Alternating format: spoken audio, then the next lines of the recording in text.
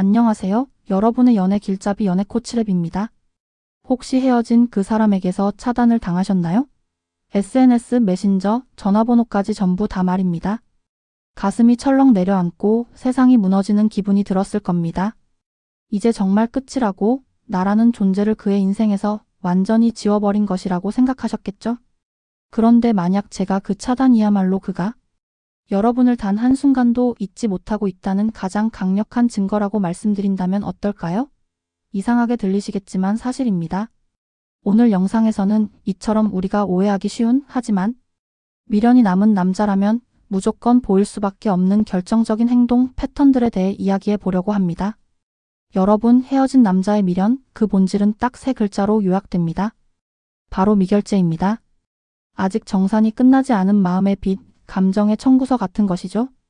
오늘 제 이야기만 끝까지 들어보신다면 여러분을 괴롭혔던 그의 알 수 없는 행동들이 사실은 전부 나 좀 알아봐 줘라고 외치는 애처로운 신호였음을 깨닫게 되실 겁니다. 그의 진짜 속마음을 꿰뚫어보고 관계의 우위를 점하고 싶으시다면 오늘 이 영상이 그 열쇠가 되어드릴 겁니다. 사람의 마음이라는 게 참 간사합니다. 특히 표현에 서툰 남자들은 자신의 감정을 솔직하게 드러내는 대신 이상한 방식으로 신호를 보내곤 합니다. 마치 라디오 주파수가 잘 맞지 않는 것처럼 지지직거리는 소리를 내는 거죠. 우리는 그 소음 속에서 그의 진짜 목소리를 찾아내야만 합니다. 그 목소리를 듣는 순간 여러분은 더 이상 불안에 떨지 않고 이별의 아픔을 주도권으로 바꿀 수 있게 될 겁니다. 첫 번째 신호부터 말씀드리겠습니다. 이별은 마치 우리가 오랫동안 정들었던 집에서 이사를 나가는 것과 같습니다. 이삿짐 센터 직원이 와서 큰 가구들은 다 빼가고 내 소중한 물건들도 박스에 담아 옮깁니다. 그런데 꼭 이사가 끝난 빈집에 다시 가보면 우리가 잊고 온 자잘한 물건들이 남아있기 마련입니다. 낡은 칫솔 하나, 자주 쓰던 머그컵, 혹은 현관에 붙여뒀던 작은 메모지 같은 것들 말입니다. 미련이 남은 남자의 행동이 바로 이와 같습니다.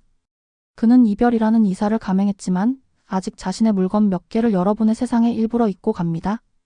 예를 들어 헤어진 지 한참이 지났는데도 여러분 집에 있는 자신의 옷이나 책을 찾아갈 생각을 하지 않습니다.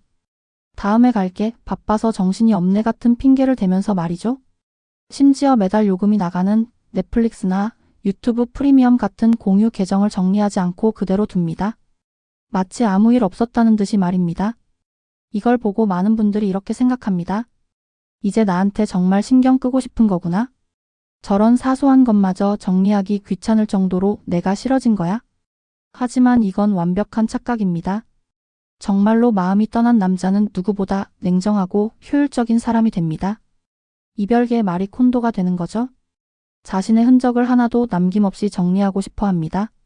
왜냐하면 그 흔적 하나하나가 자신을 과거에 묶어두는 족쇄처럼 느껴지기 때문입니다. 반면에 미련이 남은 남자는 그 족쇄를 스스로 끊어내지 못합니다. 아니, 끊어내고 싶지 않은 겁니다. 그 낡은 스웨터, 함께 쓰던 공유 계정은 단순한 물건이나 서비스가 아닙니다. 그에게는 여러분과 연결될 수 있는 마지막 동아줄이자 혹시라도 마음이 바뀌었을 때 돌아갈 명분을 만들어주는 일종의 감정 보험인 셈입니다. 그는 그 보험을 해지하지 못하고 계속해서 월 납입금을 내고 있는 겁니다. 한 번은 이런 일도 있었습니다. 제 지인이 남자친구와 헤어졌는데 남자가 다른 건 다 가져가면서 유독 둘이 함께 키우던 작은 화분 하나를 놓고 갔다고 합니다. 물을 제때 주지 않으면 금방 죽어버리는 연약한 식물이었죠. 처음에는 정말 잊고 갔나 보다 생각했지만 며칠 뒤에 남자에게서 연락이 왔습니다. 혹시 그 화분 아직 살아있어? 라고 말이죠. 그 화분은 남자에게 여자친구의 마음을 떠볼 수 있는 유일한 구실이었던 겁니다. 화분이 살아있다면 어쩌면 우리 관계도 다시 살아날 수 있지 않을까 하는 작은 희망을 걸어본 것이죠. 이처럼 그는 이별의 과정에서 일부러 미결제된 항목을 남겨두고 그것을 빌미로 여러분의 주변을 계속 맴도는 겁니다. 자, 이렇게 마지막 숙제를 미루는 남자가 있는가 하면 또 다른 극단적인 모습을 보이는 남자들도 있습니다.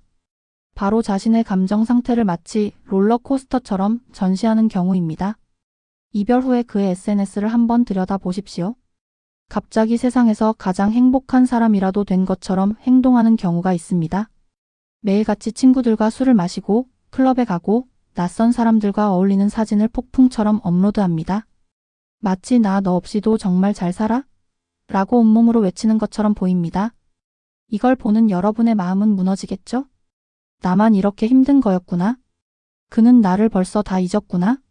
하지만 여러분, 이것이야말로 그가 당신을 단 한순간도 잊지 못하고 있다는 강력한 증거입니다. 사람은 정말로 행복할 때 그것을 굳이 과시하려 하지 않습니다. 그냥 조용히 그 행복을 음미하죠. 그가 보여주는 과장된 행복은 진짜 행복이 아니라 내면의 깊은 슬픔과 공허함을 감추기 위한 필사적인 발버둥에 가깝습니다. 시끄러운 음악이 가득한 클럽에 가는 이유는 혼자 있을 때 들려오는 여러분과의 추억을 떠올리게 하는 고요함이 두렵기 때문입니다. 수많은 사람들에게 둘러싸여 있으려는 이유는 그 인파 속에서라도 여러분의 빈자리를 잠시나마 잊고 싶기 때문입니다. 그의 SNS는 행복의 기록이 아니라 사실은 고통의 연대기인 셈입니다. 재미있는 비유를 하나 해드리겠습니다. 어린아이가 주사를 맞기 무서워서 일부러 더 큰 소리로 노래를 부르고 웃는 모습을 본 적 있으실 겁니다. 그 아이가 정말 즐거워서 노래를 부르는 걸까요? 아닙니다. 곧 닥쳐올 아픔에 대한 공포를 이겨내기 위한 자기 방어 기제일 뿐입니다. 지금 그 남자가 바로 그 어린아이와 같은 상태입니다. 이별이라는 아픈 주사를 맞고 그 아픔을 느끼지 않으려고 일부러 더 크게 웃고 떠들고 있는 겁니다. 그리고 이와는 정반대의 경우도 있습니다. 그의 세상이 갑자기 모든 색을 잃고 흑백으로 변해버리는 겁니다. SNS 활동은 완전히 멈추고 메신저 프로필 사진은 몇 달째 그대로입니다. 주변 친구들로부터 들어보면 그는 집 밖으로 한 발짝도 나가지 않고 폐인처럼 지낸다고 합니다. 방 안에서 게임만 하거나 하루 종일 잠만 잔다고 말이죠. 이것 역시 미련이 남았다는 아주 중요한 신호입니다. 이별이 준 상실감과 스트레스가 그의 모든 에너지를 고갈시켜버린 겁니다. 우리 몸이 큰 병을 앓고 나면 회복을 위해 많은 잠과 휴식이 필요한 것처럼 그의 영혼도 지금 이별이라는 큰 병을 앓고 회복 기간을 거치고 있는 중입니다. 그는 아무것도 하고 싶지 않은 게 아니라 아무것도 할 수 없는 상태에 빠진 겁니다. 여러분을 잊기 위한 노력을 할 에너지조차 남아있지 않은 거죠. 결국 이 두 가지 모습, 즉 갑작스러운 과잉 활동과 극심한 무기력은 동전의 양면과 같습니다. 슬픔이라는 감정을 어떻게 다뤄야 할지 모르는 남자가 보이는 대표적인 혼란의 증상입니다. 그는 지금 감정의 균형을 완전히 잃고 시계추처럼 양극단을 오가고 있는 겁니다. 그러니 그의 과장된 행복에 속지도 그의 무기력한 모습에 절망하지도 마십시오. 그 모든 것은 그가 아직 이별의 강을 다 건너지 못하고 허우적대고 있다는 증거일 뿐입니다. 그리고 오늘 말씀드릴 신호 중 가장 이해하기 어렵고 그래서 가장 강력한 신호가 바로 이것입니다. 바로 여러분을 향해 스스로 다리를 불태워버리는 행동입니다. 앞서 말씀드린 차단이 바로 여기에 해당합니다. 아무런 예고도 없이 혹은 사소한 다툼 끝에 그가 여러분을 모든 소통 창구에서 차단해버립니다. 심지어 다시는 연락하지 말라며 원망 섞인 마지막 메시지를 보내기도 합니다. 겉으로 보기엔 이것만큼 확실한 관계의 끝은 없어 보입니다. 그는 나를 증오하고 내 존재 자체를 부정하고 싶어 하는 것처럼 느껴집니다. 하지만 이것은 사실 그의 마음속에서 벌어지고 있는 치열한 전쟁의 결과물입니다. 그는 지금 여러분을 미워하는 게 아니라 여러분을 잊지 못하는 자기 자신을 미워하고 있는 겁니다. 그에게는 아직 여러분에게 다시 연락할 수 있는 선택권이 남아 있습니다. 전화번호도 알고 집도 알고 마음만 먹으면 언제든 관계를 되돌릴 수 있다는 그 사실 자체가 그를 미치도록 괴롭게 만드는 겁니다. 매일 밤 술에 취해 여러분에게 전화를 걸고 싶다는 충동과 싸워야 하고 함께 갔던 장소를 지날 때마다 다시 연락해볼까 하는 유혹에 시달려야 합니다. 이 과정은 엄청난 감정 소모를 유발합니다. 그래서 그는 이 고통의 근원인 선택권 자체를 없애버리기로 결심하는 겁니다. 마치 다이어트를 하는 사람이 눈앞에 놓인 케이크를 참아 버리지 못하고 괴로워하다가 결국 그 케이크를 쓰레기통에 던져버리는 것과 같은 심리입니다. 케이크가 먹고 싶지 않아서가 아니라 먹고 싶은 유혹을 이겨낼 자신이 없어서 원천 차단해버리는 거죠. 여러분이 바로 그 달콤한 케이크인 겁니다. 그는 여러분을 차단함으로써 스스로에게 이제 더 이상 돌아갈 다리는 없다고 선언하는 겁니다. 이것은 여러분을 향한 공격이 아니라 흔들리는 자기 자신을 향한 극약 처방인 셈입니다. 따라서 그가 여러분을 차단했다면 분노하거나 절망할 필요가 없습니다. 오히려 이 사람이 나 때문에 정말 많이 힘들어하는구나. 나를 잊지 못해서 스스로를 가두는 방법을 택했구나라고 생각하셔야 합니다. 실제로 이런 이유로 차단한 사람들은 얼마 지나지 않아 스스로 그 차단을 푸는 경우가 허다합니다. 자신의 감정이 조금 진정되고 나면 선택권을 없애버린 자신의 행동을 후회하게 되기 때문입니다. 그가 만든 감옥에 스스로 갇혀 있다가 결국 답답함을 이기지 못하고 다시 문을 열고 나오는 것이죠. 자, 그렇다면 이런 신호들을 발견했을 때 우리는 어떻게 해야 할까요? 여기서 가장 중요한 포인트가 나옵니다. 많은 분들이 이런 미련의 신호를 발견하면 아직 나를 좋아하는구나. 지금이야? 라고 생각하며 섣불리 다가갑니다. 하지만 이것은 불타고 있는 집에 기름을 붓는 것과 같은 행동입니다. 그가 보이는 미련의 신호들은 아직 혼란스럽고 정리되지 않은 감정의 파편들입니다. 그가 스스로 그 파편들을 맞춰서 완성된 그림을 그릴 수 있도록 시간을 주어야 합니다. 그렇다고 해서 마냥 손 놓고 기다리기만 하라는 뜻은 아닙니다. 그것 또한 정답이 아닙니다. 우리가 해야 할 일은 직접 다가가는 것이 아니라 그가 다가올 수 있는 안전한 길을 열어주는 것입니다. 그가 스스로를 가둔 감옥에서 나왔을 때 혹은 감정의 롤러코스터에서 내렸을 때 돌아갈 곳이 있다는 안정감을 주는 것이죠. 예를 들어 그가 미결제로 남겨둔 물건에 대해 이야기할 때 이거 언제 가져갈 거야? 라고 다그치는 대신 내 물건들 잘 보관하고 있어. 편할 때 언제든 들러. 라고 말해주는 겁니다. 그가 SNS에서 힘든 티를 낼 때 직접 연락하는 대신 여러분의 SNS에 요즘 들어 부쩍 예전 좋은 기억들이 떠오르네. 와 같이 그를 저격하지 않는 전체를 향한 그리움의 메시지를 남겨두는 것도 좋은 방법입니다.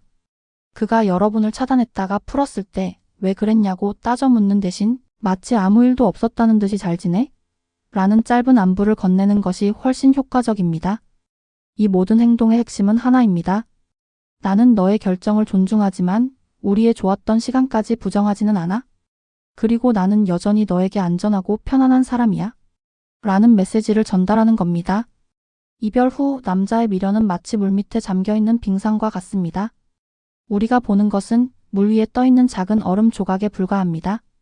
하지만 그 아래에는 거대하고 복잡한 감정의 덩어리가 숨겨져 있습니다.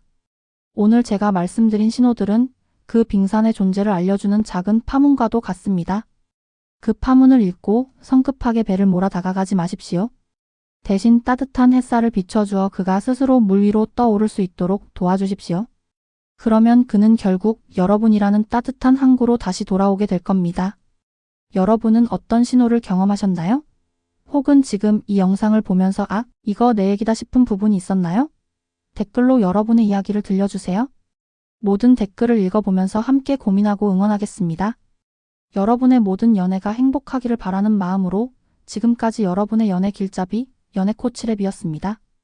다음 영상에서 더 유익한 이야기로 찾아뵙겠습니다.